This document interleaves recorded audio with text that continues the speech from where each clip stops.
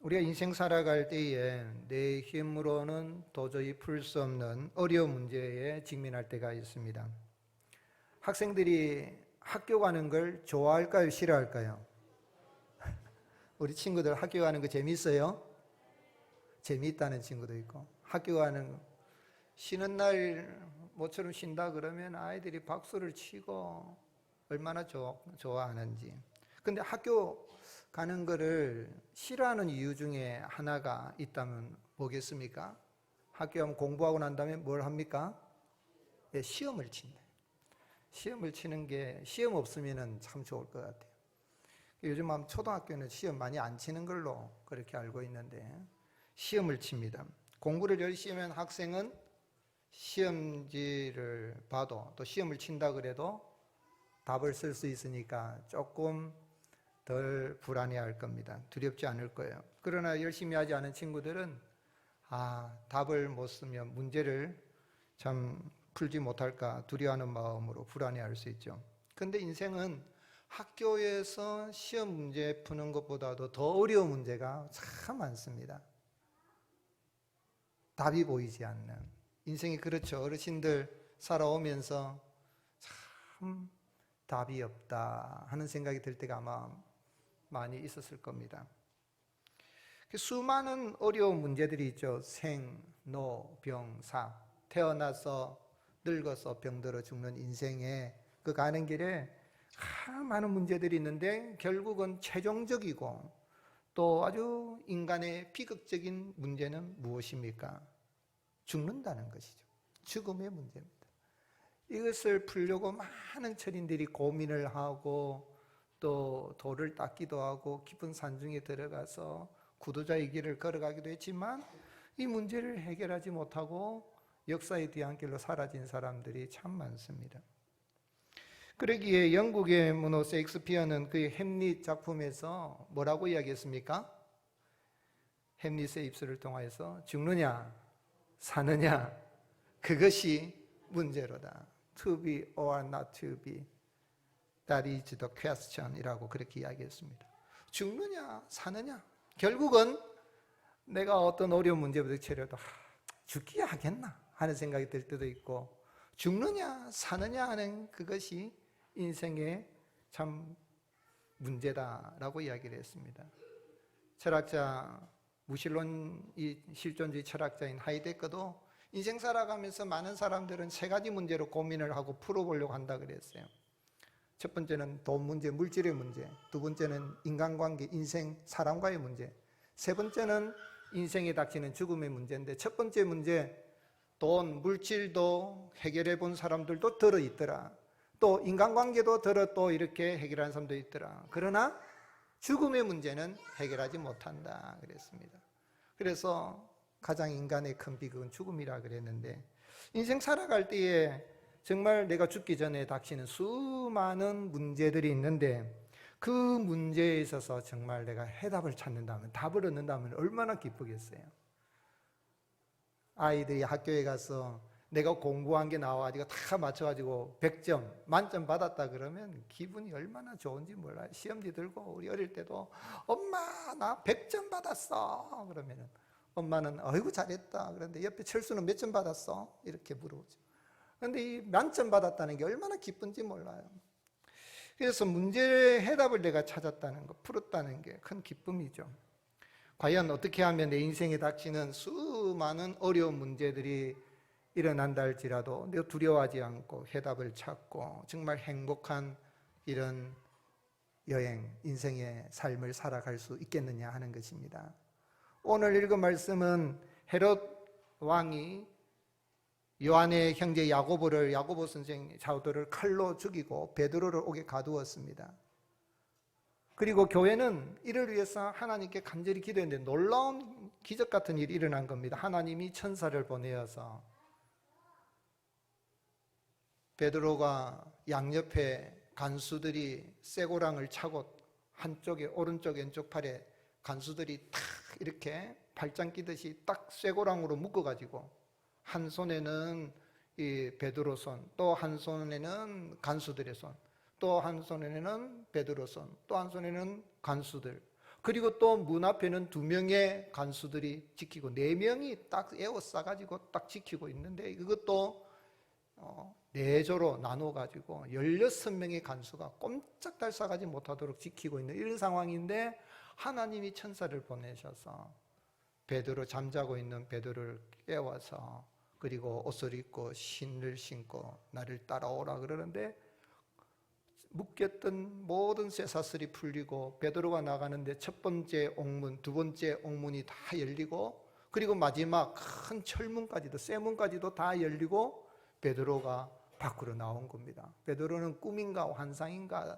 했는데 이게 생시구나 하는 걸 알고 이제 마가 요한의 다락방에 모여서 기도하고 있는 성도들에게 가서, 하나님께서 오늘 읽은 말씀에 이 감옥에서 나를 이끌어 내셨다 하는 걸 이야기하고, 지금 예수님의 동생 야고보는 없었던 것 같아요. 그래서 예수님의 동생 야고보에게 또 다른 형제들에게 전해달라고 베드로는 다른 곳으로 간 내용이 오늘 읽은 말씀의 내용이에요. 그런데 여기에서 왜 하나님께서는 12사도 중에 야고보 사도, 요한의 형제 야고보는 헤롯의 칼에 죽임을 당하게 만들고 베드로는 살려주십니까?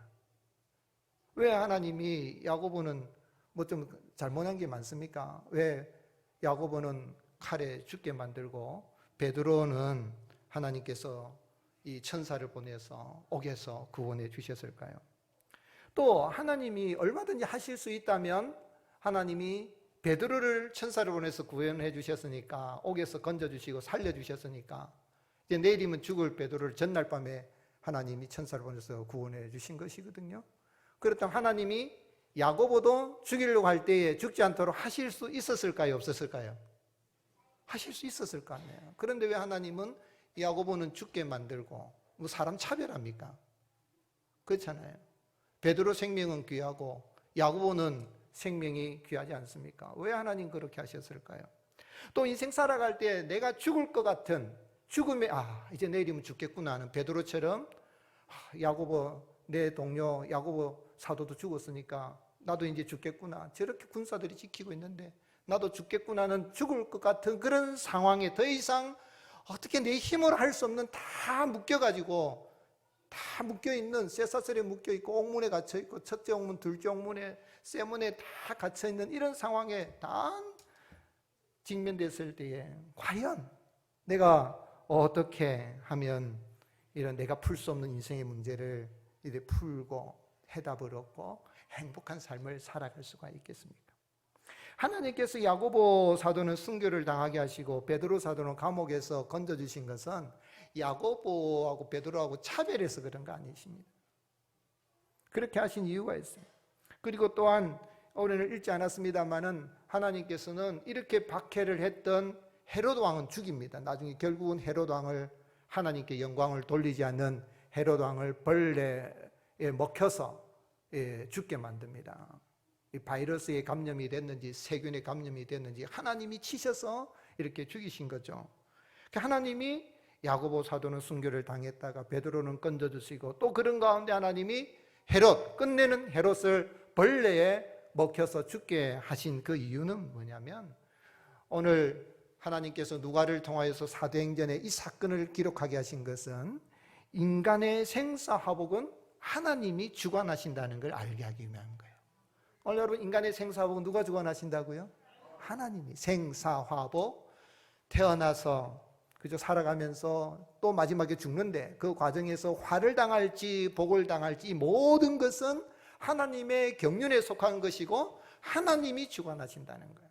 즉 말하자면 내 인생에 살고 죽는 문제는 누구 손에 달려있는 것입니까? 하나님 손에 달렸다는 거예요. 그걸 알게 하기 위해서 하나님이 이 사건을, 또 사도행전의 이 내용을 의사 누가를 통하여서 기록하게 하신 것입니다. 헤롯 대왕의 손자 헤롯 아그리파 1세가 예루살렘 중에서 몇 사람을 해하려고 하는 그런 내용이 나오는데, 이 헤롯은 누구냐면 아그리파 1세에서 예수님 때에 있었던 헤롯은 더 그레이트 헤롯이라 그래서 이 대왕 헤롯이라면 이 헤롯의 이 아들이죠. 헤롯 아그리파 1세는 이 헤롯의 아들인데, 이 헤롯은 유대 나라를 다스리는 왕이었지만은 유대인은 아니었어요. 이두메 사람이라 그래. 이두메는 에돔 족속을 가리킵니다. 이두메, 에돔 족속이에요. 왜 로마가 헤롯 이두메 사람, 유대의 왕이 아닌, 유대 사람이 아닌 사람을 왕으로 세우느냐면 유대의 민족주의를 이렇게 무너뜨리기 위해서 의도적으로 이방인과 같은 이 이두메 출신인 헤롯을 왕으로 세운 것이죠. 그러니 이 유다 백성들은 늘 헤롯에 대해서 타도의 대상이 됐던 겁니다. 그런데 대헤롯이 죽고 난 다음에 유다는 아켈라오, 그리고 북쪽 갈릴리는 안디바스, 그 다음에 이두레와 드라고니스 빌립 세 아들이 나눠집니다. 지역이 나눠집니다. 대헤롯이 다스렸던 나라가 이제 유다, 갈릴리, 또 이두레와 드라곤이 나눠지는데, 이 나누어지는 이 지역을 다스리는 왕을 가리켜서 분봉왕, 지역을 나누어서 다스리게 분봉왕이라고 그렇게 이야기를 하는데, 나중에 이 헤롯 아그리빠가 결국은 이 지역을 다 통일하게 되고 다스리게 됩니다. 그런데 아그리빠 1세는 이드메 출신인 헤롯 대왕과 또 유대 하스몬 왕자의 공주인 미리암네 사이에 태어난 손자이기 때문에 그 속에 유대 혈통이 남아 있습니다.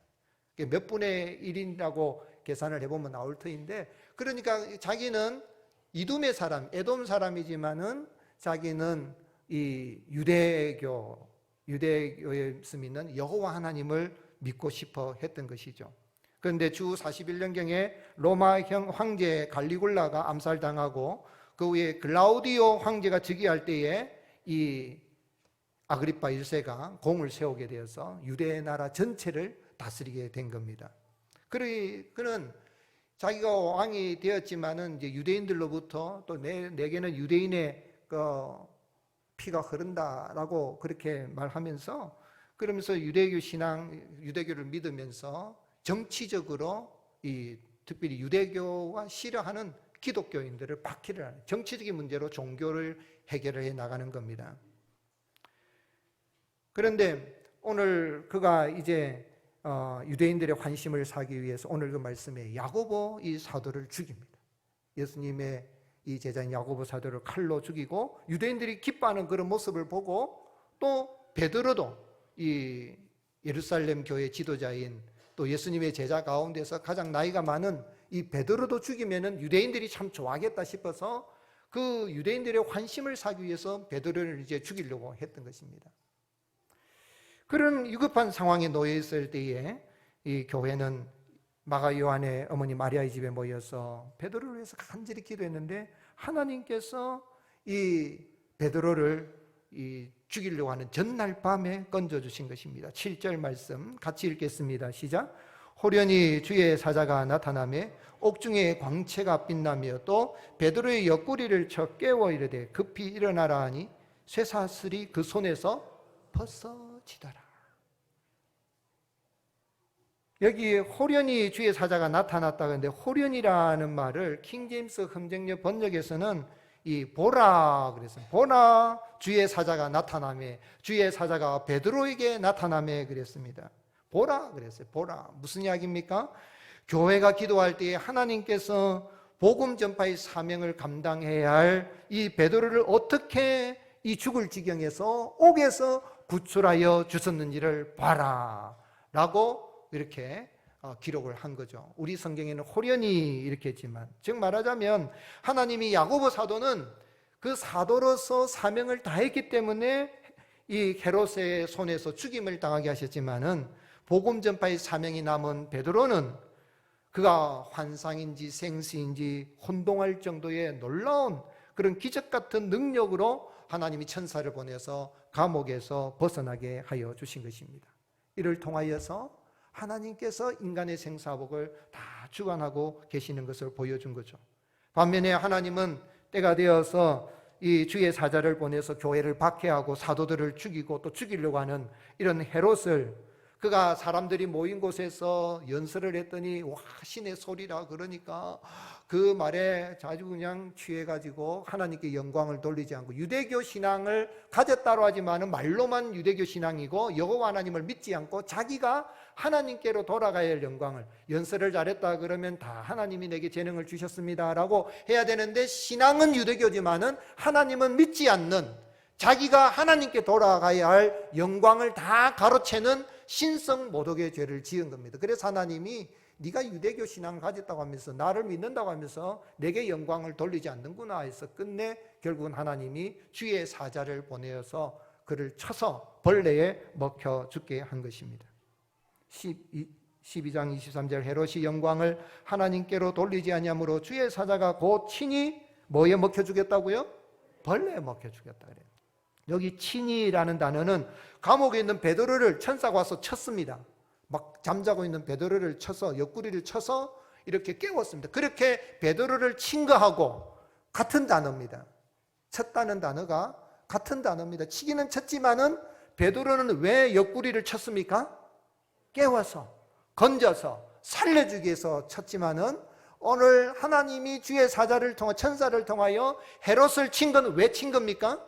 죽이려고 쳤는데 하나님이 벌레를, 세균이 될 수도 있고 요즘 말하는 이 바이러스, 비루스, 독이죠.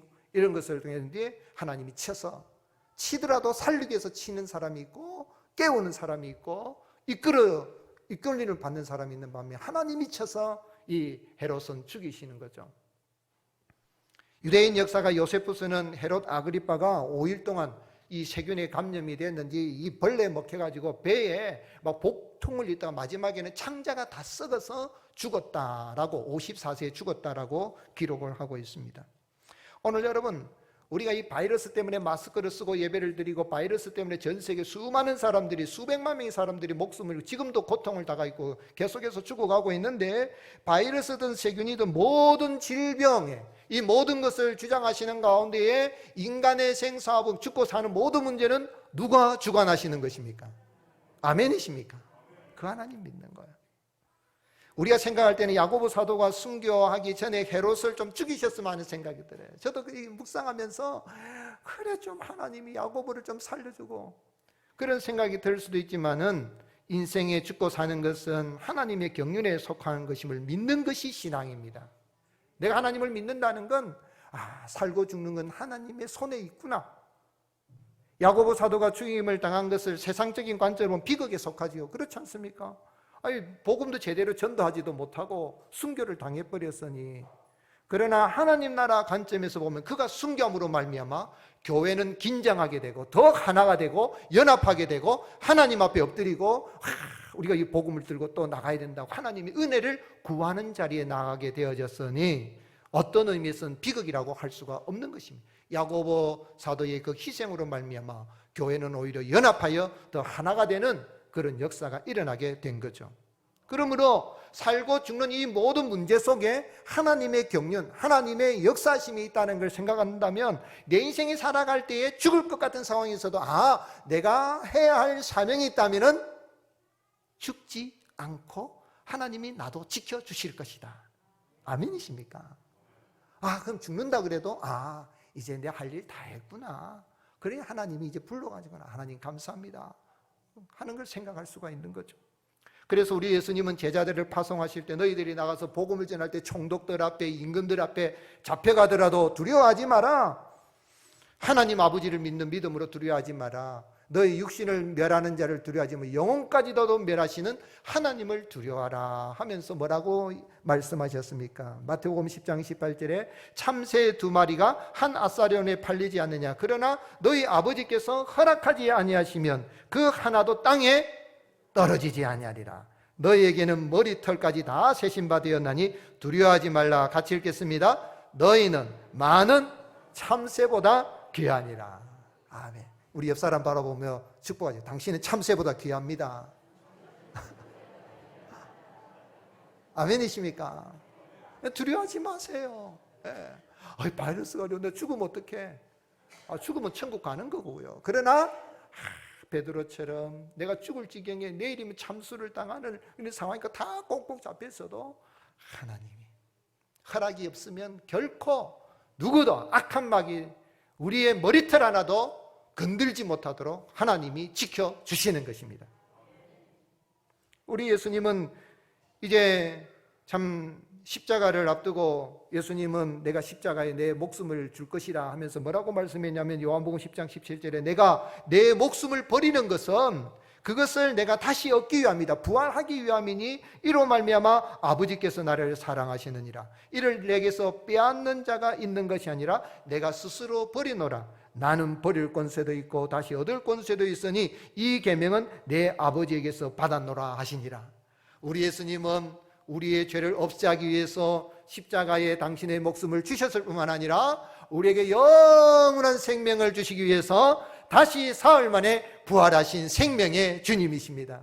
그 주님을 믿고 살아간다면 우리가 이 땅에 살아갈 때에 하늘과 땅의 모든 권세를 가지고 계시고 인간의 살고 죽는 문제를 다 주관하신 그 주님을 내가 믿어서 하나님을 아빠 아버지라고 믿는 이런 하나님의 자녀됨의 권세를 가지고 살아간다면 우리는 결코 인생 살아갈 때 어떤 어려운 환경이 있고 어려움이 있다 할지라도 결코 낙심할 이유가 없는 것입니다.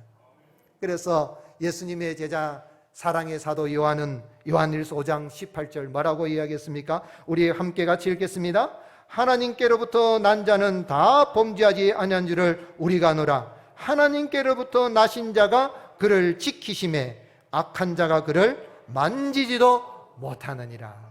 아멘. 믿으시기를 주님의 이름으로 축복합니다. 하나님께로부터 나신 자 누굽니까? 예수님이 그를 지키심에 존칭으로 되어 있죠.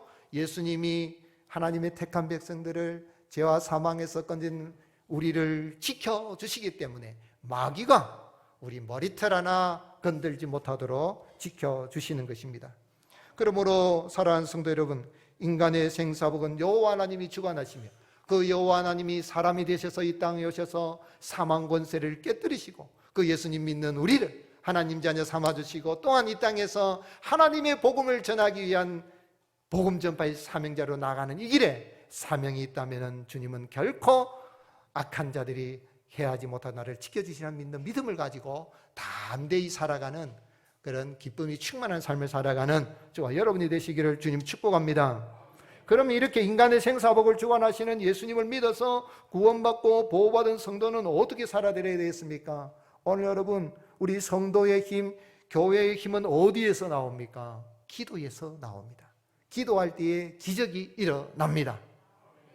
한번 따라 하시겠습니다. 교회의 힘은 기도에서 나옵니다. 기도하는 거예요. 여러분, 사도행전을 성령행전이라고도 합니다. 성령님이 역사하기 때문에 성령행전이라, 성령님이 많이 나와요. 성령님. 또한 사도행전을 기도행전이라고도 합니다. 왜냐하면 사도행전을 기록한 의사 누가가 기도에 대해서 많이 강조를 했습니다. 의사 누가가 기록한 누가복음에서도 기도를 많이 강조했어요.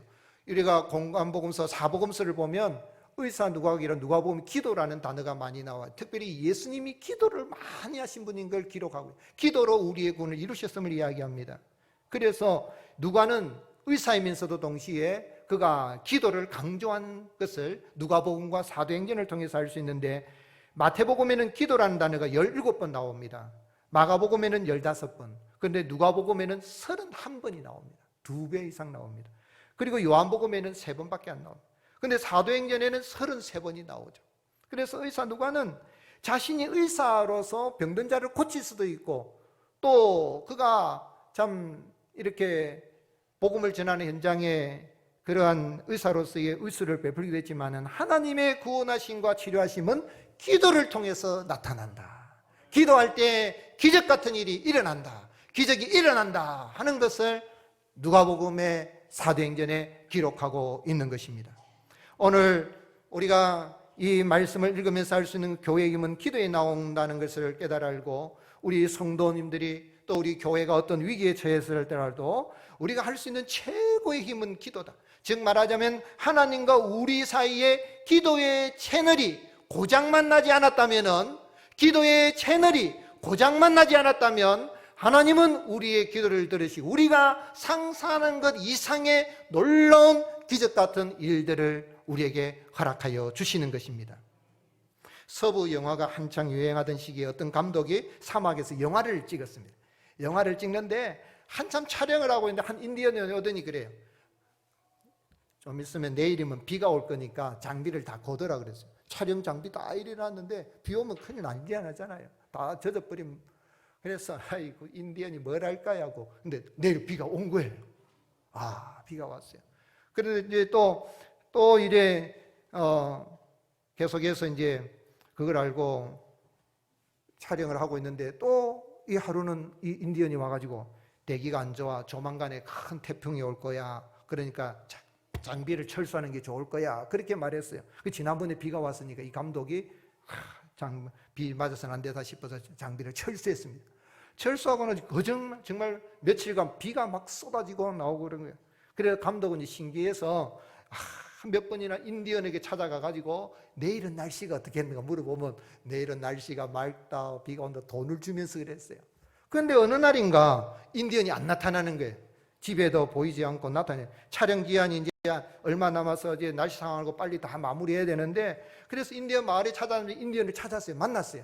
만나가지고 그래, 아이고 내가 얼마나 찾았는지 모른다. 그래 내가 돈을 좀 줄 테니까 내일 날씨 좀 알려달라고 그랬더니 이 사람이 이제 나도 몰라 하면서 뭐라고 말하냐면 라디오가 고장났어.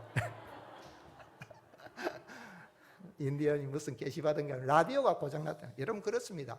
라디오가 고장나고 채널이 고장나면 하나님과 우리 사이에 채널이 고장나면 알 수도 없고 우리 인생에 아무 일도 일어나지 않습니다. 그러나 하나님과 우리 사이에 채널만 이 주파수만 제대로 맞추고 있다면 고장만 나지 않았다면 기도하는 그것이 고장만 나지 않았다면 우리 가는 길에 놀라운 역사는 여전히 일어나게 되어 있고 하나님은 복음을 전하기 위해서 기적 같은 일들을 이루시는 살아계신 하나님이십니다.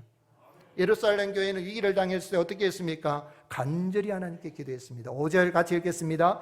이에 베드로는 옥에 갇혔고 교회는 그를 위하여 간절히 하나님께 기도하더라. 여기 간절이라는 말은 이 끊임없이, 그래서 킹제임스 흠정역번이 끊임없이 기를, 끊임없이 간절이라면 간절하다는 이야기는 한 번 기도하고 그냥 뭐 들어도 뭐 응답 주셔도 감사, 안 들어주셔도 감사, 그거는 별로 간절한 마음이 없는 거예요. 하나님 이거 안 들어주시면 안 됩니다. 하나님 꼭 들어주셔야 됩니다. 하고 계속해서 여러분 중언부언한다는 거는 나무함이 다합을 뜻없는 소리를 막 하는 게 중언부언이지 하나님 이 기도를 들어주옵소서 그 기도 제목을 계속하는 건 중언부언이 아닙니다. 의미 없는 소리를 반복적으로 남녀 호랑 객교하면서 의미 없는 소리를 반복적으로 하는 게 이방인들 불신자들이 하는 게 중언부언이지 이 기도 제목을 한 번, 하루, 이틀, 사흘, 열흘, 한 달, 1년 계속해서 기도하는 건 중언부언이 아닙니다. 여기 계속해서 하나님 베드로가 옥에 갇혔습니다. 야고보 사도는 죽었습니다. 베드로 사도가 내일 죽게 되는데 하나님 어떻게 하면 좋겠습니까? 하나님 건져주셔서 복음을 전하게 하시옵소서. 막 끊임없이 계속해서 긴장된 마음으로 기도한 거예요. 여러분 교회 나올 때에 긴장된 마음이 있어요. 이 기도를 하나님 들어주실까 안 들어주실까? 하나님 들어주셔야 되는데 이 긴장된 마음으로 끊임없이 이 헬라 원문에 있듯이 끊임없이 하는 거는 긴장된 마음으로 어떡하지? 베드로 사도마저 죽으면은 우리 교회는 누가 이끌어가지 하는 이런 긴장된 마음이 있어야 깨어 경성하여 간절히 기도할 수가 있는 것입니다. 또한 기도하더라는 단어는 미완료 능동태인데 미완료 능동태라는 건 미완료란 그러면 아직 완료가 안 됐잖아요. 하나님이 기도에 대해서 어떻게 해주실 때까지 응답해 주실 때까지 하는 거예요. 응답해 주실 때까지 계속해서 기도하는 게 미완료 능동태인 거예요. 조영기 목사님의 둘째 아들이 어렸을 때 학교에서 돌아오는 게 친구들하고 번데기를 사 먹었어요. 번데기를 사 먹었어요. 그런데 식중독으로 죽을 위기에 처했습니다. 그 식중독으로 인해 가지고 그 둘째 아들의 이 친구 7명이 죽었다 그래요. 죽고 이 아도 집에 와가지고 복통이 나가지고 근데 목사님이 신방하고 들어오니까 아들이 얼굴이 하해가지고 온몸에 반점이 불어오고 죽어가고 있는 거예요. 그래서 조영기 목사님이 결단을 하고 여러분 조영기 목사님 말 기도 많이 하요. 그런데 하나님을 기도했어요. 하나님 이 아이를 살려주지 않으시면 저도 데려가십시오. 이 아들을 놓고 사생 결단을 하나님 앞에 막 간절히 기도했어요. 근데 아이가 깨어나지를 못하고 있는데 하나님 앞에 막 기도하는데 아이가 좀 전에 점점점 차도해서 그냥 살아난 거예요. 근데 이 아이가 깨어나서 하는 이야기가 아빠, 내가 이렇게 천국에 갔는데 너무 좋더라. 그런데 거기에 있는데 예수님께서 너 아버지가 너를 놓아주지 않으니 다시 돌아가라 해서 제가 왔다라고 말한 거예요. 여러분, 그렇습니다.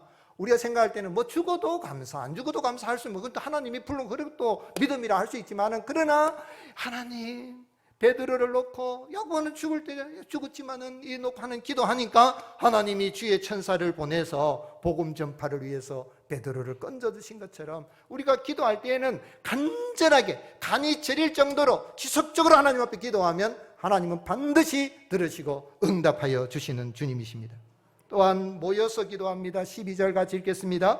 깨닫고 마가라는 요한의 어머니 마리아의 집에 가니 여러 사람이 거기에 모여 기도하고 있더라. 여기 여러 사람이라 그랬는데 킹제임스 성경역에서는 많은 사람이라고 번역해요. 그게 옳은 번역이 많은 사람. 즉 말하자면 온 교회가 오늘 우리가 이렇게 70주년 기념 예배라 해서 우리 유치부 아이들까지 다 와서 지금 예배를 드린 것처럼 이 베드로 선생님마저 죽으면 어떻게 하는 거, 온 교회 모든 교인들이 다 모여서 하나님 앞에 간절히 기도한 거예요. 합심해서 기도한 거예요. 여러분, 합심해서 기도하는 힘은 혼자 기도하는 것보다 더 강력합니다. 한 문제를 놓고 합심해서 기도하면 하나님이 놀라운 은혜를 베풀어 주십니다. 예수님은 마태복음 16장 18절에 내가 천국 열쇠를 내게 주노니 했는데 베드로가 믿는 신앙의 고백이 교회를 세우시고 천국 열쇠를 주시는데, 천국 열쇠가 뭡니까? 마태복음 18장 19절에 진실로 내가 다시 너에게로 오니 너희 중에 두 사람이 땅에서 합심하여 무엇이든지 구하면 하늘에 계신 내 아버지께서 그들을 위하여 이루게 하시리라. 다 같이 읽겠습니다. 두세 사람이 내 이름으로 모인 곳에는 나도 그들 중에 있느니라. 아멘이십니까? 오늘 여러분, 두세 사람이 모인 곳에 하는데 여기 오늘 좀 수백 명의 사람들이 모여서 하나님 앞에 찬양하고 기도하고 나서 여기에 우리가 하나님 앞에 하나님하고 모여서 기도하고 나가면 하나님은 반드시 들어 응답해 주시는 주님이십니다. 모자이크 교회 이름값 해야 되겠습니다. 아멘. 모이자. 그 다음에 자랑하고 이끌어주고 크게 하는데, 그 전에 자랑하고 이끌어주고 크게 하기 전에 먼저 할 일이 뭡니까? 모여야 됩니다. 기도의 자리에 모이고 예배 자리에 모이고 공적인 예배를 모이고 기도하는 마음으로, 하나님 앞에 긴장된 마음으로 상기된 마음으로 나와서 기도하면 하나님은 들으시고 기적 같은 일을 우리에게 베풀어 주시는 것입니다. 또한 믿음으로 기대하고 기다리면서 기도해야 됩니다. 부모님들과 함께 기도하는 자리에 누가 왔습니까? 13절에 베드로가 대문을 두드리는데 누가요? 로데라는 여자아이가 영접하러 나왔다가 베드로의 음성인 줄 알고 기뻐하여 문을 미처 열지 못하고 달려들어가 말하되, 누가 왔다고요? 베드로가 대문 밖에 섰더니 이 로데라는 여자아이가 막 두드리니까 베드로 이 사도의 음성을 듣고 베드로인 줄 알고 기뻐하여 돌아갔다. 이 말은 확신을, 어른들이 모여서 막 기도하니까 하나님이 베드로 사도를 어떻게 해주셨다는 거예요? 건져주셨구나. 안 갈고 왔더니 어른들은 기도는 하는데 베드로 사도한테 네가 지금 미쳤다 그러고, 참말입니다. 그러니까 아니다, 그러면 맞다면 그의 베드로의 천사일 거다. 근데 베드로가 계속 문을 두드리니까 베드로가 와 있어요. 다 같이 그걸 보고 기뻐하면서 놀라는 모습을 봅니다. 오늘 여러분, 기도할 때는 믿음으로 기대하고 기다리며 기도할 수 있기를 주님의 이름으로 축복합니다.